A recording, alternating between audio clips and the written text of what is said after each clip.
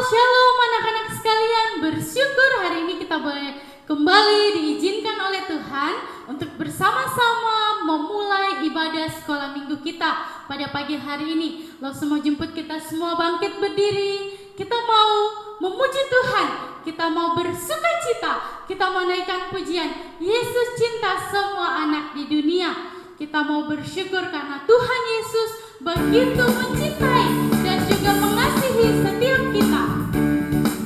Kita bersuka cita bersama.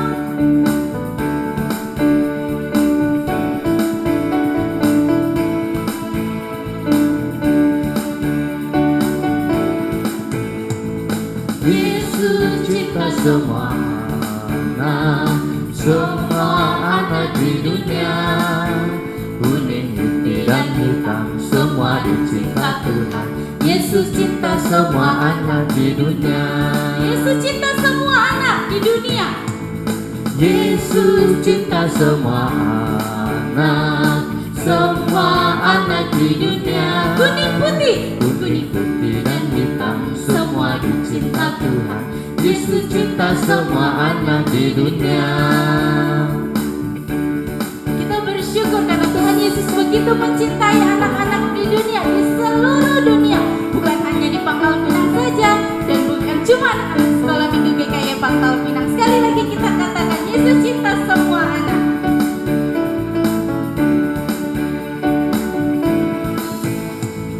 Yesus cinta semua anak di dunia. Kuning, putih, dan hitam semua dicinta Tuhan. Yesus cinta semua anak di dunia. Yesus cinta semua anak di dunia. Yesus cinta semua anak. Yesus cinta semua anak di dunia. Amin. Kita bersyukur karena Tuhan Yesus mencintai kita. Mari kita bersama-sama datang kepada Tuhan. Kita mau berdoa. Bapa di surga, kami bersyukur pada pagi hari ini kami boleh beribadah bersama-sama ya Tuhan. Walaupun dengan keadaan saat ini kami hanya boleh melalui virtual, tetapi kami bersyukur karena Tuhan masih mempercayakan kami. Bapa di surga, pada pagi hari ini kami berdoa buat setiap teman-teman kami yang hari ini bersama-sama beribadah sekolah minggu bersama dengan GKY Pangkal Pinang. Tuhan memberkati setiap kami dan kami akan kembali memuji memuliakan nama Tuhan dan juga mendengarkan kebenaran firman Tuhan. Terima kasih Tuhan Yesus, hanya di dalam nama Tuhan Yesus kami berdoa dan kami bersyukur. Amin. Nah anak-anak sekalian, kita masih tetap bangkit berdiri. Tiba saatnya kita mau mendengarkan kebenaran firman Tuhan. Oleh karena itu kita menaikkan pujian. Dunia boleh katakanku tak berarti, tetapi kita hanya mendengar kata Yesus. Yesus katakan kita istimewa. Oke, mari bersama kita katakan. Dunia boleh katakan kita berarti.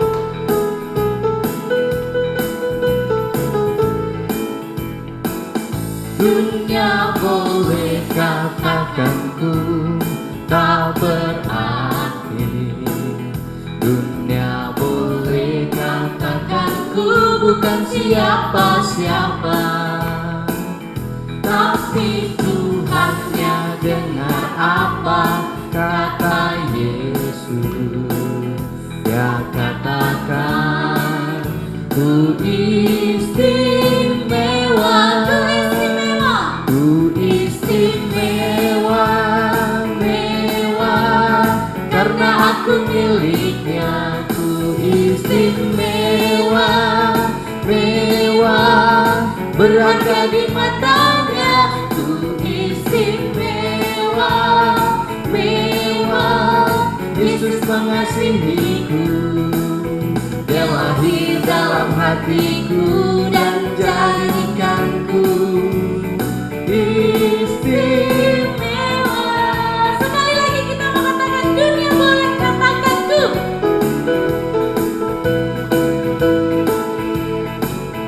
Dunia boleh katakanku tak berarti. Dunia boleh. Dunia boleh katakanku bukan siapa-siapa, tapi ku hanya dengar apa kata Yesus. Dia katakan ku istimewa, ku istimewa, mewah, karena aku miliknya.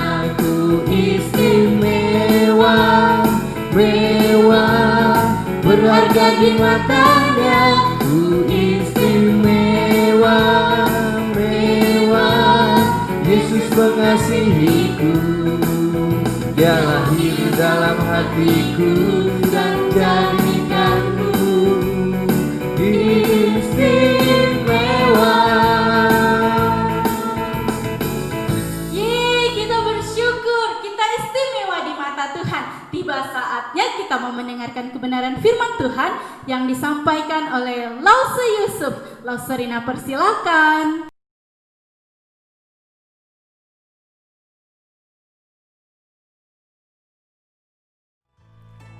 On the sixth day, God made all the animals. Let the land produce every kind of living animal.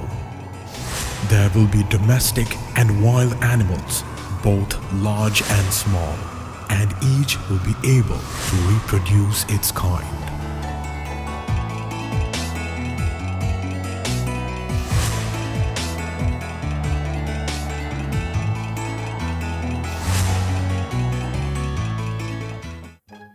Let us make people.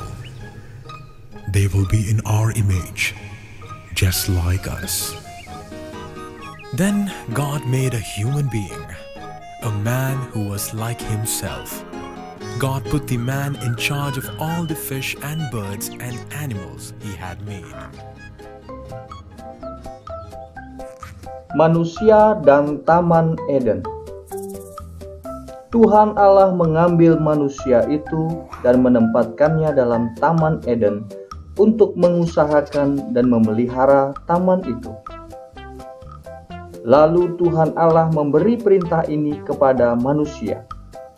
Semua pohon dalam taman ini boleh kau makan buahnya dengan bebas. Tetapi pohon pengetahuan tentang yang baik dan yang jahat itu, janganlah kau makan buahnya. Sebab pada hari engkau memakannya, pastilah engkau mati. Tuhan Allah berfirman, tidak baik kalau manusia itu seorang diri saja.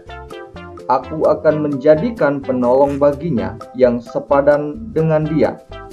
Lalu Tuhan Allah membentuk dari tanah segala binatang hutan dan segala burung di udara. Dibawanyalah semuanya kepada manusia itu untuk melihat bagaimana ia menamainya, dan seperti nama yang diberikan manusia itu kepada tiap-tiap makhluk yang hidup, demikianlah nanti nama makhluk itu. Manusia itu memberi nama kepada segala ternak, kepada burung-burung di udara, dan kepada segala binatang hutan. Tetapi baginya sendiri ia tidak menjumpai penolong yang sepadan dengan dia. Lalu Tuhan Allah membuat manusia itu tidur nyenyak. Ketika ia tidur, Tuhan Allah mengambil salah satu rusuk daripadanya, lalu menutup tempat itu dengan daging. Dan dari rusuk yang diambil Tuhan Allah dari manusia itu, dibangunnyalah seorang perempuan, lalu dibawanya kepada manusia itu.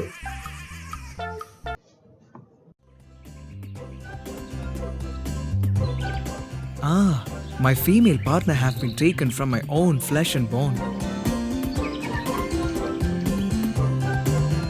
I will call her woman.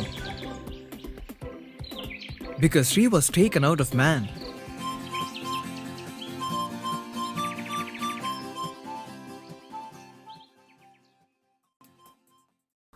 Halo anak-anak semua, Loso bersyukur hari ini bisa menyapa kita di dalam pemberitaan firman Tuhan.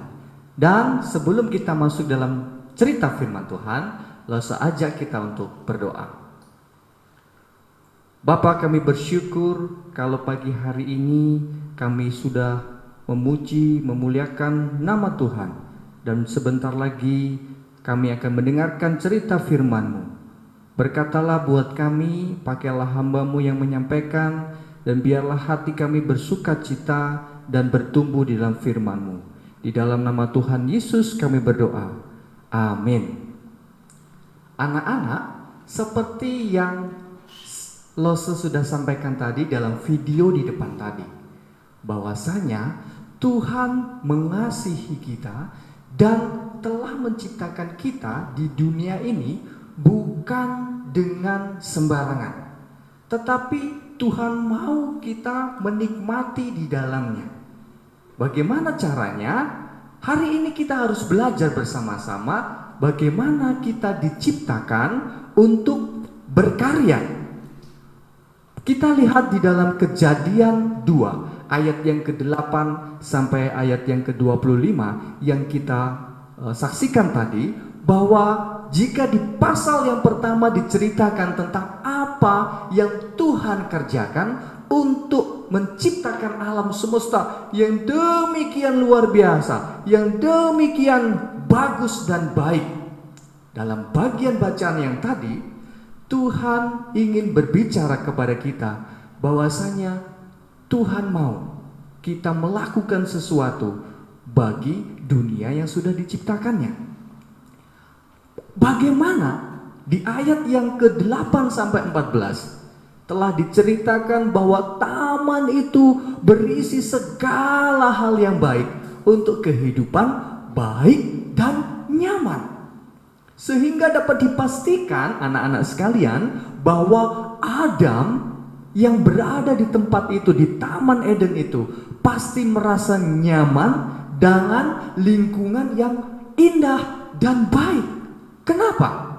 Karena di sana diceritakan bahwa Tuhan menjadikan segala sesuatunya baik, dan untuk manusialah Tuhan telah membuat segala sesuatunya itu menjadi baik. Nah, anak-anak sekalian, walaupun semuanya nyaman dan menyenangkan, bukan berarti semua itu tidak diusahakan dan dikerjakan oleh manusia. Karena itu Tuhan menempatkan Adam di Taman Eden dengan tugas untuk memelihara dan mengusahakan taman itu. Selain tugas itu untuk memelihara, manusia juga diberikan kebebasan untuk memanfaatkan tanah itu. Demi apa? Demi kebaikan manusia itu sendiri. Nah, contohnya memelihara dan memanfaatkan taman itu bagaimana sih? Bagaimana cara Adam memelihara Taman Eden dan mengusahakan Taman Eden tersebut? Satu, bisa dengan mengurus taman-taman yang ada di sana. Yang kedua, dengan cara mendapatkan hasil manfaat dari buah pohon yang ada di sekitar taman yang Tuhan sudah ciptakan di sana. Itu semua diberikan Tuhan untuk mencukupkan kebutuhan manusia. Tetapi Tuhan mau manusia mengusahakan tanah itu. Maka hari ini kembali diingatkan, kita adalah manusia yang diciptakan untuk berkarya. Anak-anak sekalian, ketika Tuhan telah menciptakan sedemikian rupa, tetapi kepada manusia itu Tuhan memerintahkan untuk tidak memakan buah dari pohon pengetahuan tentang yang baik dan yang jahat. Kenapa? Karena perlu diingat, larangan ini dibuat oleh Tuhan untuk melatih manusia agar tidak bertindak serakah. Tuhan mau manusia mendapatkan cukup sesuai dengan kebutuhannya, tidak banyak-banyak. Maka dari situ Tuhan perintahkan untuk tidak makan satu buah yang Tuhan larang itu.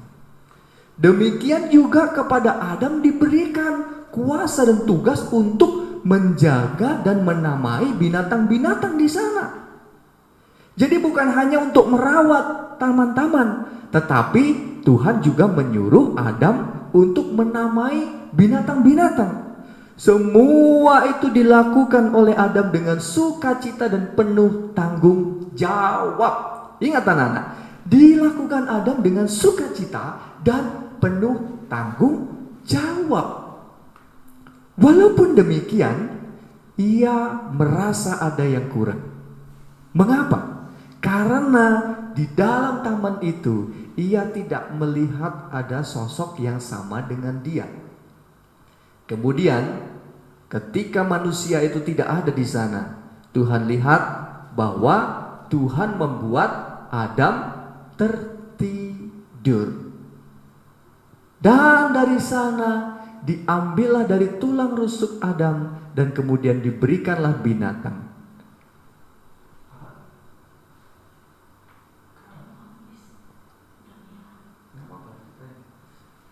Dan dari sana dibuatlah Adam tertidur, diambilnyalah dari tulang rusuknya, kemudian dibalutlah daging yang menjadi Hawa. Anak-anak yang dikasihi oleh Tuhan, ketika Tuhan telah menjadikan manusia di dunia ini dan ada Adam dan Hawa untuk menyempurnakan semua kebaikan itu, Tuhan menciptakanlah penolong yang sepadan yang membuat Adam bisa melakukan tugas yang ada di dunia ini. Manusia menjadi perpanjangan tangan Tuhan untuk memelihara semua ciptaan yang telah Tuhan sediakan di bumi, yaitu alam semesta dan seisinya. Demikian juga dengan kehendak Tuhan itu berlaku bagi kita. Meskipun kita telah jatuh di dalam dosa, tetapi kita telah diperdamaikan di dalam darah Kristus, sehingga kita boleh layak di hadapan Tuhan. Anak-anak sekalian, di masa pandemi COVID-19, ada beberapa jenis tipe orang yang kemudian muncul akibat virus COVID-19. Yang pertama, ada orang-orang yang takut dengan virus COVID-19. Bagaimana dengan kita? Kita seharusnya percaya dan taat kepada Tuhan. Karena kenapa? Karena kita tahu bahwa Tuhan akan memelihara dan pertolongan Tuhan itu nyata bagi setiap orang yang percaya kepadanya. Jadi kita tidak boleh terlalu takut berlebihan dengan virus COVID-19. Saudara, yang kedua, di masa pandemi, anak-anak, yang kedua, di masa pandemi ini ada beberapa jenis manusia yang kedua, yaitu malas-malasan. Nah, ini yang mulai muncul dan bahkan kalau kita tidak sadari ini lama-lama banyak nih. Ada anak-anak yang malas-malasan gara-gara COVID-19, kemudian tidak mau kemana-mana, cukup di kamar. Ingat, Tuhan ingin kita berkarya bukan untuk malas-malasan. Tuhan ingin kita bekerja di bumi ini bukan untuk tidur-tiduran gak jelas. Yang kedua, Tuhan ingin supaya kita ini memelihara alam dengan bunga-bunga yang ada di sekitar rumah kita, tanam-tanaman, pohon-pohonan. Justru kita harus rawat. Adanya pohon ini menghasilkan oksigen yang cukup, semakin membuat badan kita semakin sehat. Justru kita harus bekerja pada saat pandemi COVID-19 ini. Dan kemudian Tuhan juga harusnya kita ini rajin. Kita rajin apa? Kita rajin berolahraga. Kita rajin untuk bersih-bersih diri, menjaga kesehatan.